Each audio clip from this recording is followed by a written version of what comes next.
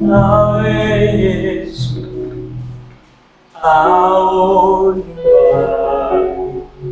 au popote kila siku ya maisha nifanane nawe, nifanane nawe Yesu au nyumbani au popote kila siku ya maisha nifanane nawe, nifanane nawe Yesu au nyumbani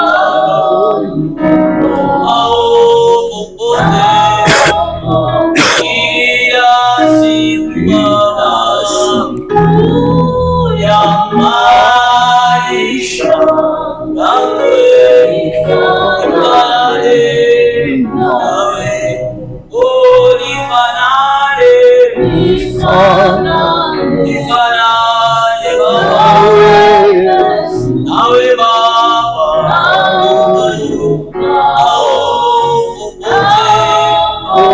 kila siku ya maisha nifanane nawe. Haleluya, nifanane na wewe Baba, ikiwa nyumbani au ni popote, ila nataka nikufanane wewe Baba.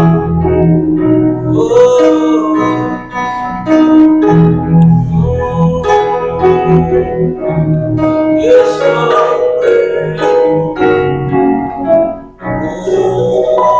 mapendezi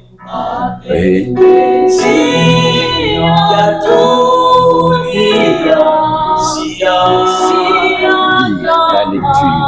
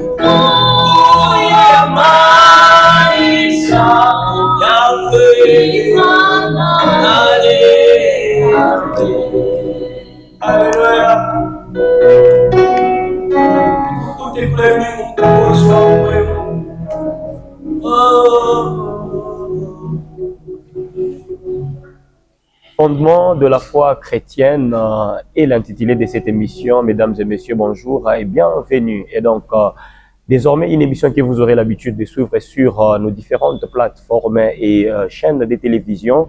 Et donc, une émission qui est animée principalement par le pasteur Moïse Lengue de l'église El Roy, qui est déjà avec nous sur ces plateaux, à qui j'ai dit bonjour et merci d'être là, papa. Bonjour, bien-aimé.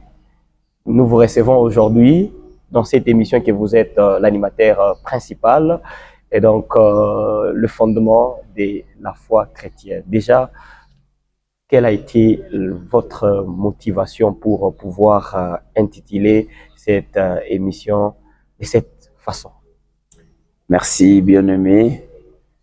D'abord, c'est un plaisir pour moi de me retrouver sur ce plateau. Et premièrement, nous disons gloire à Dieu et aussi que Dieu vous bénisse de pouvoir nous inviter sur ce plateau. Voilà, il y a 3 raisons qui nous ont poussés à choisir ce sujet, les fondements de la foi chrétienne. 3 grandes raisons. Et la première raison qui nous a poussés à choisir ces sujets, les fondements de la foi chrétienne, c'est d'abord de par son importance dans l'Église et corps du Christ. Ces sujets, les fondements de la foi chrétienne, nous ne l'avons pas ramassé par-ci, par-là. C'est un sujet que nous avons tiré dans les Saintes Écritures. C'est un sujet que nous avons pris dans l'épître de l'apôtre Paul. D'abord, c'est là où nous devons commencer pour vous parler de l'importance de ces sujets et pourquoi nous l'avons choisi. Nous sommes dans 1 Corinthiens chapitre 3, le verset 11, où l'apôtre Paul dit « Car personne ne peut poser un autre fondement que celui qui a été posé, savoir Jésus-Christ. » Alors, c'est la première raison qui nous a poussé de choisir ces sujets. C'est d'abord par son importance, c'est dans la foi. Et pourquoi nous avons choisi ces sujets? C'est pour que tout celui qui est dans la foi sache que il n'est pas le premier à commencer cette histoire appelée la foi. Ce n'est pas lui qui est l'auteur de la foi. Tout celui qui est dans la foi doit avoir cette notion et cette pensée. Savoir qu'il n'est pas le premier à commencer cette marche de la foi. Alors, papa, qu'est-ce que nous pouvons retenir en parlant du fondement de la foi chrétienne? Okay. Parlant du fondement de la foi chrétienne, d'abord, j'étais en train de parler des 3 raisons qui nous ont poussés à choisir ces sujets. La première raison, je disais, c'était l'importance de ces sujets par rapport à la foi. Deuxièmement, ou la deuxième raison, c'est pour voir ceux qui ont commencé la foi faisaient quoi. Dans la foi, là, ils faisaient quoi. La troisième raison, étudier maintenant l'Église actuelle. L'Église actuelle, est-ce que fait la même chose que ceux qui ont commencé la marche de la foi?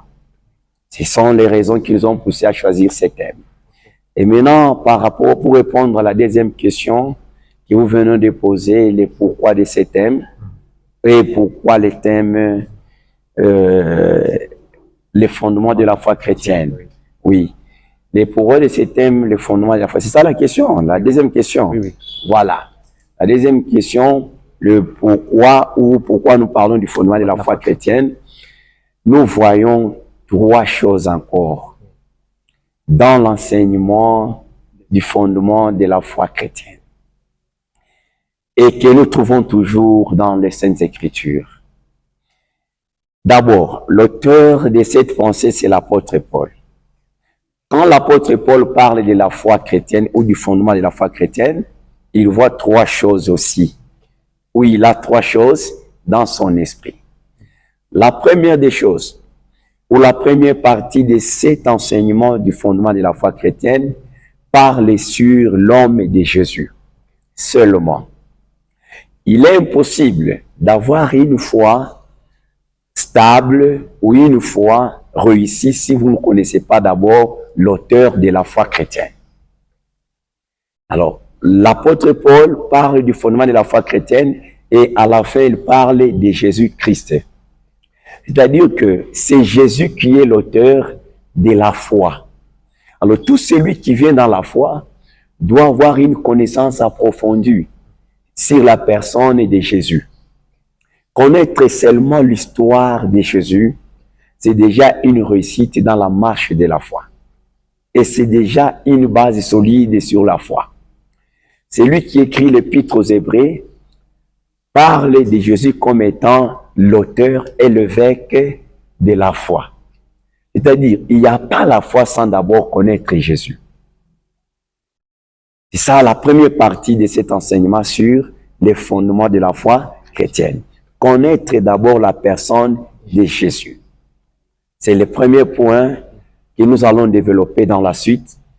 D'abord, la connaissance sur l'homme appelé Jésus seulement. Pas son ministère, pas quoi. D'abord, l'homme appelé Jésus. Il est qui? Si nous connaissons qui est Jésus, là, nous saurons même l'œuvre qu'il a accomplie pour que nous ayons la foi. Parce qu'il y a plusieurs personnes qui sont dans la foi, mais qui n'ont pas la connaissance exacte sur la personne de Jésus. Et c'est pourquoi la foi n'est pas stable, ni prospère. Deuxièmement, quand nous parlons du fondement de la foi chrétienne, qu'est-ce que l'apôtre Paul voit ou pas, ou stipule sur la foi chrétienne?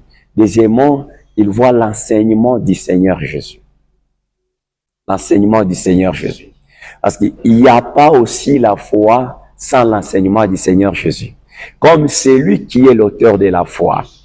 Et cette foi-là, que lui te donne, est nourrie que par son enseignement, pas par autre chose. Alors c'est cet enseignement-là qui nourrit la foi que nous avons eue de qui? De Christ. J'espère que vous comprenez. Ouais, voilà. Alors, cette foi-là est nourrie par l'enseignement appelé l'enseignement de Jésus. Cet enseignement de Jésus-là est autrement appelé l'enseignement des apôtres. Et cet enseignement encore est appelé la doctrine de Jésus. Alors, tout celui qui vient dans la foi, il doit savoir que il y a déjà une nourriture préparée pour nourrir ma foi. Je n'ai pas allé chercher des nourritures à gauche et à droite. Et cette nourriture-là n'est pas loin de moi, comme Moïse a dit au peuple d'Israël lorsque ils sont sortis de la terre de l'Égypte vers la terre promise dans le désert. Ils arrivent quelque part, le Seigneur donne la loi au peuple d'Israël. Et le Seigneur donne des conditions, l'Éternel donne des conditions. Il dit, c'est celui qui mettra cette loi en pratique qui vivra. Par cette loi, vous aurez la vie. C'est la même chose. Quand nous venons dans la foi, nous trouvons aussi la doctrine de Jésus, qui est la loi qui doit nourrir notre foi. C'est celui qui vit selon la doctrine, qui a une foi, qui a la foi de Christ. Donc, si vous n'avez pas la doctrine de Jésus, c'est-à-dire que vous pouvez être dans une église et vous consoler que vous êtes dans la foi de Christ, mais vous n'y êtes pas. Puisque la foi de Christ est produite par Christ, par l'œuvre que Christ a accomplie à la croix, mais elle est nourrie par l'enseignement de Jésus. Et c'est ce que nous voyons dans les fondements de la foi chrétienne comme deuxième partie de cet enseignement de la foi chrétienne. Et quand nous parlons de la foi chrétienne, nous voyons aussi la troisième des choses, ou du fondement de la foi chrétienne, nous voyons la troisième des choses qui est les instructions du Saint-Esprit pour l'équilibre et la bonne marche de l'Église. C'est quand nous entrons dans la foi aussi, le Seigneur nous affecte dans une assemblée appelée l'Église locale. Dans cette Église-là, il y a aussi les instructions que nos pères dans la foi nous ont laissées. Et ces instructions-là, toute assemblée appelée assemblée chrétienne doit observer pour être réellement l'Église de Jésus. Sinon, si vous n'observez pas ces instructions-là que le Saint-Esprit a données à nos pères qui ont commencé la foi, comme je l'ai dit au début dans l'introduction, que ce n'est pas nous qui avons commencé la foi. Il y a un passage biblique que j'aime bien, c'est le passage de Job, chapitre 8, le verset 8. Job dit ceci, interrogeons ces deux générations passées, car nous sommes d'hier et nous ne maîtrisons rien. C'est-à-dire, en étant dans la foi, en étant dans l'église, ce n'est pas moi qui ai commencé cette histoire appelée l'église.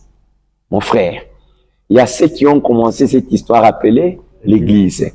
Alors, à chaque fois que nous voulons prétendre être dans l'église du Seigneur, nous devons d'abord scruter ceux qui ont commencé cette histoire appelée l'église. Qu'est-ce qu'ils faisaient dans leur église?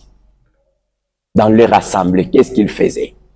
Nous avons les apôtres. Par exemple, nous pouvons questionner l'apôtre Pierre, qui est le premier pasteur. C'est lui qui a dirigé l'église de Jérusalem. Qu'est-ce qu'il faisait dans son église? Nous allons dans les Actes des Apôtres, chapitre 2, le verset 42, où la Bible nous donne les activités de l'église ou de la première assemblée des frères dans la foi. Où la Bible dit, ils persévéraient dans l'enseignement des apôtres, qui est le deuxième point que nous venons d'énoncer tout à l'heure. Alors, persévérant dans l'enseignement des apôtres est là. Ça devient déjà aussi un cas que nous devons énumérer ou que nous devons traiter dans l'église assemblée du Seigneur Jésus. Merci papa de nous avoir donné cette lumière panoramique et nous vous disons merci pour ça. Merci. À ceux qui viennent de nous prendre diffusion en cours, vous êtes bel et bien dans votre émission Fondement de la foi chrétienne. Et donc, ne zappez pas, restez branchés, restez scotchés, vous serez édifiés ensemble avec moi sur ces plateaux. Alors, papa, vous avez parlé de la doctrine de Jésus. Parlons directement de l'événement que vous aurez, que vous organisez ici à l'église. La conférence qui aura lieu les 6 et les 7 juin. Alors, déjà, l'intitulé de cette conférence, c'est le fondement, la puissance de la doctrine de Jésus. Oui, oui. Déjà, c'est un sujet très, très, très, très profond. Oui. Cette inspiration est venue d'où? De pouvoir parler dans cette conférence sur ces sujets. Merci, mon frère. Cette inspiration de ces sujets est venue de par la lecture abondante des Saintes Écritures. Oui, nous avons eu le temps de lire la Bible, déterminer et de recommencer, recommencer la lecture de la Bible. Nous avons trouvé que il n'y a pas une doctrine plus puissante au monde que la doctrine de Jésus. De par ceux qui ont eu déjà cette doctrine, ont accompli. Ou je peux dire, par rapport à ce que je trouvais comme les résultats de ceux qui ont cru dans cette doctrine avant nous. Quand je parle de ceux qui ont cru dans cette doctrine avant nous, je parle des apôtres. Oui. Seigneur Jésus. Il voit l'apôtre Pierre, ce qu'il a à accomplir avec seulement la doctrine de Jésus. Je vois le diacre Philippe, un simple diacre. Philippe, qui est parti ouvrir l'église du Seigneur à Samarie, n'était pas un apôtre. Un diacre qui a été institué dans l'église de l'apôtre Pierre à Jérusalem.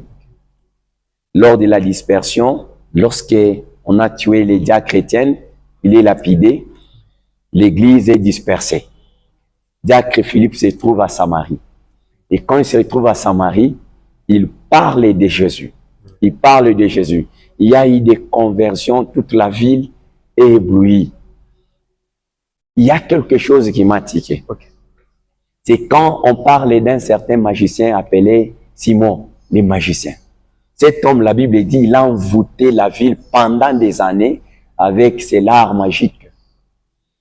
Mais quand il écoute la doctrine de Jésus, il donne tout ce qu'il avait comme fétiche, tout ce qu'il avait comme histoire sorcellérique ou quoi? Il donne ça à cet homme appelé Philippe, un diacre. Il croit.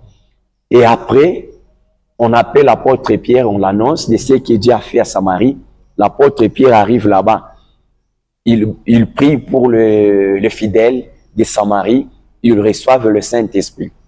Quand ils reçoivent le Saint-Esprit, cet homme qui opérait des miracles avant, selon les gens de sa ville, on l'appelait la bouche du grand Dieu, cet homme-là. Mais un magicien, c'est-à-dire il n'était pas n'importe qui dans ce monde magique-là. Mais quand il écoute l'apôtre Pierre, cet homme convoite la grâce qui était dans l'apôtre Pierre jusqu'à ce qu'il est venu avec la richesse, voulant acheter et la grâce qui était dans les apôtres.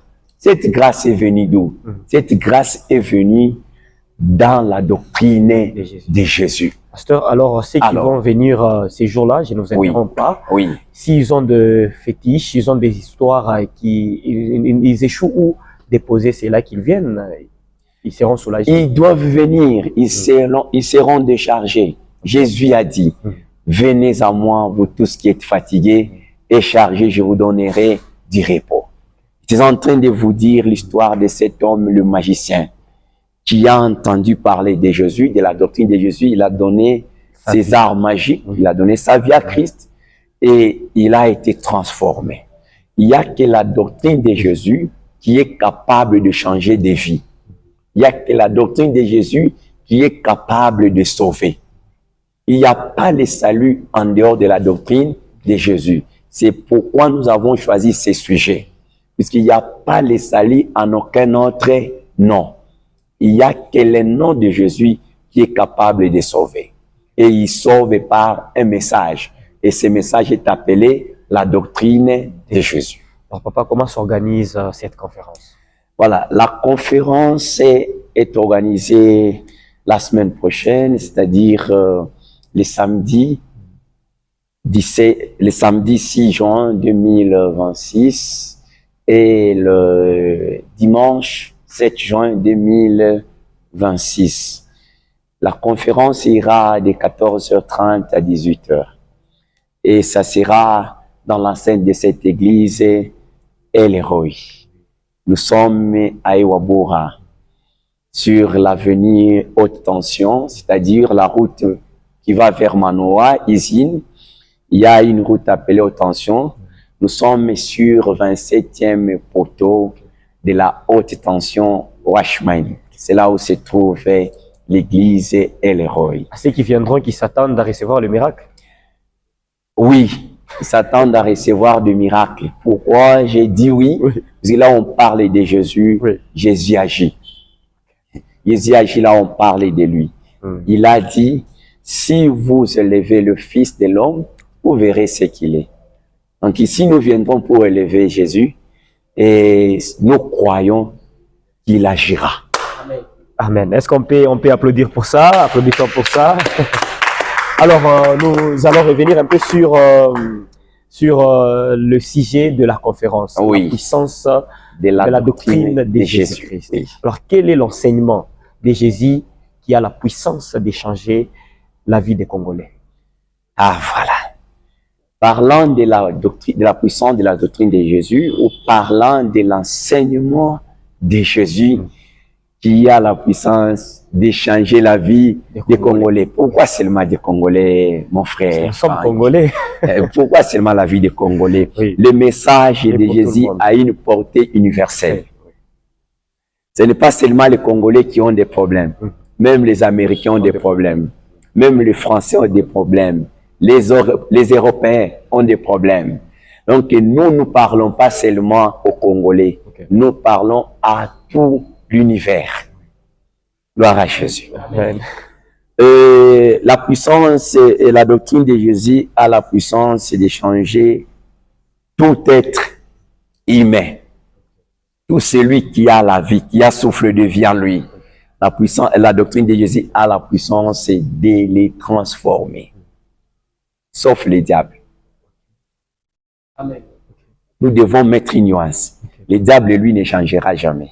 Même si vous gênez, vous priez pour le diable et les démons, ils ne changeront jamais. mais je parle de l'homme, car Jésus est venu sauver l'homme.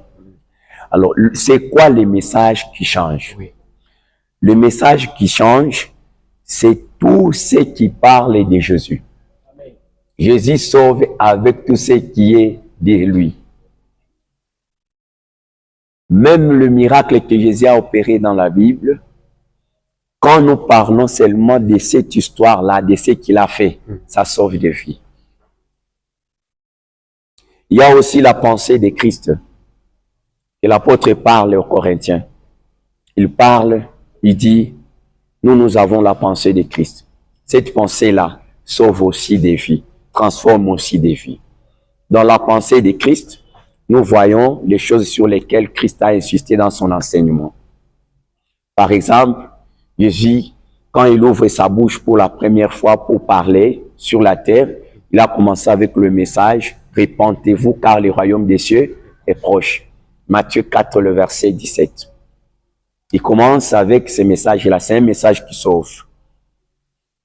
Par exemple, quand Jésus ouvre sa bouche, il parle d'avoir le cœur pur. Et nous trouvons dans Matthieu 5, le verset 8, il dit « Heureux ceux qui ont le cœur pur, car ils verront Dieu ». C'est aussi un message de transformation des vies.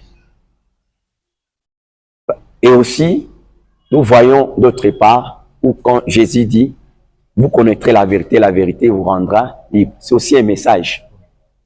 C'est aussi un message qui transforme. C'est-à-dire, tout celui qui croit en Christ et qui croit à son message, il est libre. Il est libéré de l'oppression, démoniaque, satanique, sorcellerie et autres.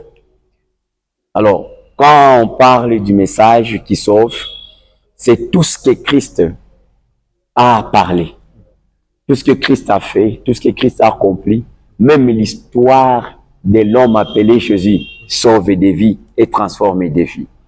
Il y a certaines personnes qui sont sauvées seulement en lisant ou en écoutant l'histoire de Jésus. Sa vie, comment il est né, comment il a grandi, ce qu'il a fait, ça sauve. Seulement croyons que si on parle de Jésus, il y a toujours le salut dans ces noms-là. Si tout ce qu'on peut toucher, touchant Jésus, ça peut changer la vie d'une personne. Ok, merci papa pour Merci. cette lumière. Merci. Et donc, quel message avez-vous à adresser à ceux qui sont en train de nous suivre concernant la conférence? Voilà, le message que nous avons adressé à ceux qui nous suivent concernant la conférence, premièrement, je vous invite de venir massivement de partout où vous nous suivez, même à Kinshasa. Pour la vie, on peut payer un billet de $300, ça ne coûte rien. Vous êtes à Kinshasa, vous êtes partout au Congo, même en dehors du Congo. Parce qu'il y a même nos frères qui viennent de la Zambie pour cette conférence, il y a ceux qui viennent de Kolwezi, il y a ceux qui viennent de Kipushi, qui viennent de Likasi, qui m'ont confirmé qu'ils seront là. Alors, je voulais inviter tous nos bien-aimés frères et sœurs dans la ville de Lubumbashi, en dehors, dans le périphérique de la ville de Lubumbashi, de venir massivement participer à ces assises qui seront une grande bénédiction pour les frères qui sont déjà dans la foi et pour les hommes de Dieu. Surtout, j'invite les pasteurs. Parce que ces thèmes ici, nous devons les partager avec nos frères pasteurs, nos collègues pasteurs qui dirigent les assemblées pour que nous puissions savoir où l'Église a commencé et où est-ce qu'elle est aujourd'hui. Et ça pourra nous aider à nous situer et aussi voir si nous sommes dans le même diapason que les apôtres du Seigneur qui ont commencé l'histoire de l'Église du Seigneur Jésus. Et pour ceux qui sont dans la foi, nos frères et sœurs, ils doivent aussi être là pour se situer, pour savoir nous sommes où avec cette histoire appelée la foi. Nous sommes où? Alors, nous lançons un message à tous les bien-aimés qui vont nous suivre ou qui vont suivre cette information d'être là. Les 6, c'est déjà la semaine prochaine, les samedis et les dimanches à 14 heures. Et pour terminer, papa, qu'est-ce que nous pouvons retenir? Pour terminer, nous vous disons qu'il n'y a que Jésus et son message qui est capable de transformer des vies, qui est capable de sauver, qui est capable de libérer de l'oppression satanique. Le diable n'a rien, il est juste un menteur. Nous invitons à tous les bien-aimés de venir nous suivre et vous ne serez pas déçus. Mesdames et messieurs, vous étiez dans votre émission Fondement de la foi chrétienne animée par le pasteur Moïse Lengue. Et donc, un rendez-vous que vous devez prendre à ne pas manquer. Nous chutons par ici. Avant de nous séparer, j'ai dit merci à une personne très spéciale, Lorraine Koussou, et j'ai dit merci au mentor réalisateur Daniel Kalimi. Et quant à moi, je vous revois la semaine prochaine avec le même et réel plaisir. Bye.